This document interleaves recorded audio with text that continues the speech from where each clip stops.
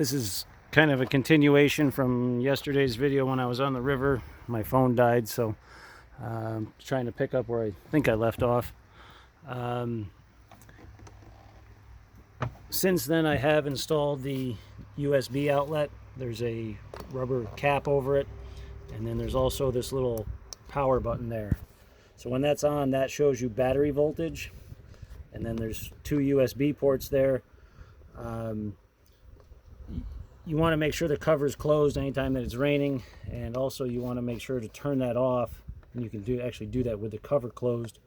Just push the right side there, because that could draw the battery down and give you an issue. And then to use the outlet or to see what the battery voltage is, just turn that power switch on.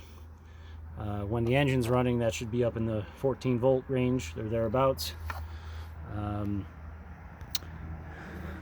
Turn it off before I forget. So again, to go over operation, you want to make sure your safety lanyard is hooked up underneath the pin, and then your key is here. Turn that on, your gauge powers up and then goes back to zeros, shows your trim level on the right side, and then there are, we call them lights, but they're bars above the temperature, which is on the left, and oil pressure, which is on the right. If you ever hear the warning horn behind the key, take a look here and see what's going on, if there's an overheat condition or a low oil pressure condition. The only other beep that you will potentially hear at some point, there is a water in the fuel alarm, which that will happen only when the motor's at idle, and it's an intermittent beeping. If it's a consistent beep, solid, then it's an overheat or low oil situation. And then to go back on the motor here, the dipstick for checking the oil level is here. It should be right up to the top, just 3/4 of that stick below the crosshatch marks there. So that is all set. Your fuel filter is here. You also have a boat mounted fuel filter, which is in a similar location to where it was, but kind of all reworked. The primer bulb is now right there. The fuel line runs across to the other tank there. Just a word of caution, be sure not to pinch these or get them pinched underneath the tank, because it can obviously stop fuel flow to the motor and give you an issue. So but going back here, this is what we call the engine mounted filter, and that black area is the float for the sensor. If that ever rises up to the bottom here, then that means there's water in there, and you'll probably hear the alarm first because you probably won't be looking at the motor side of things. But that's just a check there to be sure it's in good shape. As far as servicing goes, the oil filter is here and dated with 0 hours as to when it was installed, or excuse me, when oil was put in it. Let me say, in this situation, if we were to change the engine oil again, we would date the filter and update the hours on the motor. It should be done after 20 hours or seasonally, whichever is first. We recommend using a vacuum extractor to suck the oil out of the dipstick hole.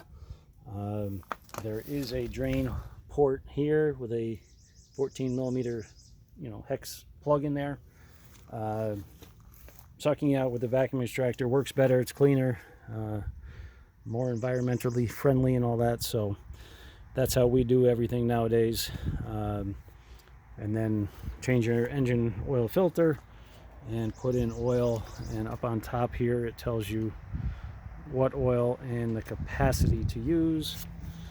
And then also the lower unit oil needs to be changed at the end of every season regardless of use. There's a drain plug on the bottom, and then the upper level plug is there. It gets filled from the bottom until it comes out that top, and then install new gaskets on the plugs and reinstall the plugs. The fuel tank, I think I started to talk about that yesterday. The vent is here.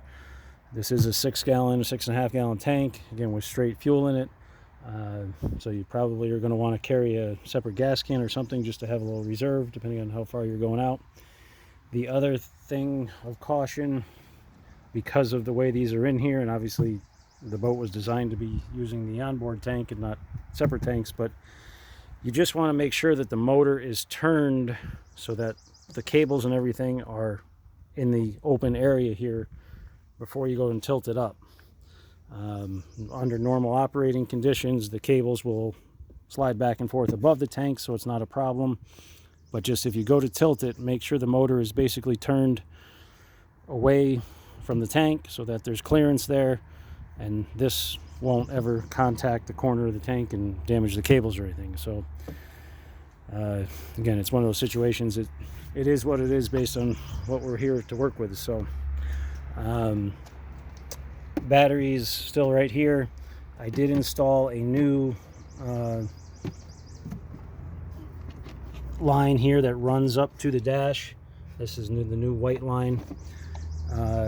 That wire feeds the new panel that is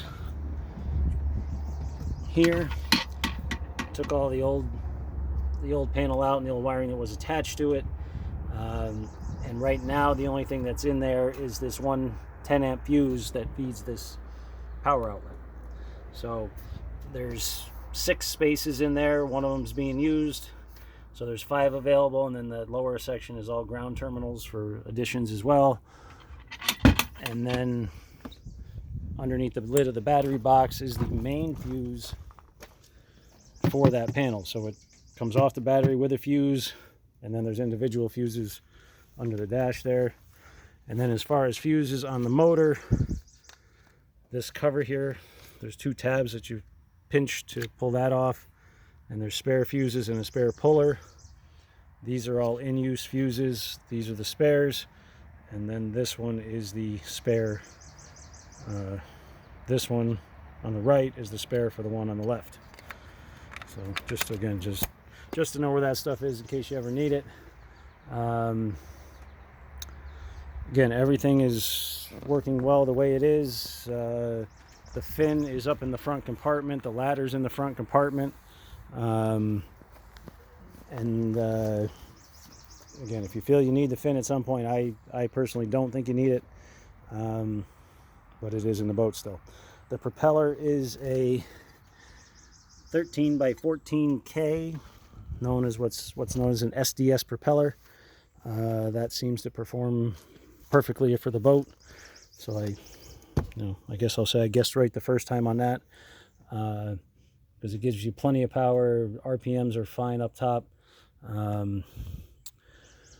So should be all set to go there. One other note here, I did run this extra red and black lead from the back up underneath the dash, and I kind of just tied it off here.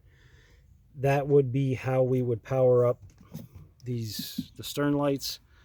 I know we said we weren't going to really get into that now, but I again just wanted to run it so it's there, so next time around, or if somebody ever does want to add lights, at least that's run.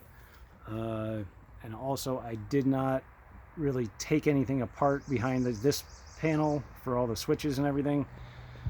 Again, because I wanted to leave stuff intact so that the next guy could at least see where things were and how they were, if they were going to try to put things back together. So as of now, it's just disconnected and there's no power to anything, so it can't hurt anything, but it's there if somebody wanted to continue on. But at least this new fuse panel's in, and that will make everything at least a starting point to move forward if you ever did want to do that, or if you ever wanted to add anything to the dash itself, you can just tap right off that panel. So other than that, I'm going to hit the road and bring it on up to Saranac for you.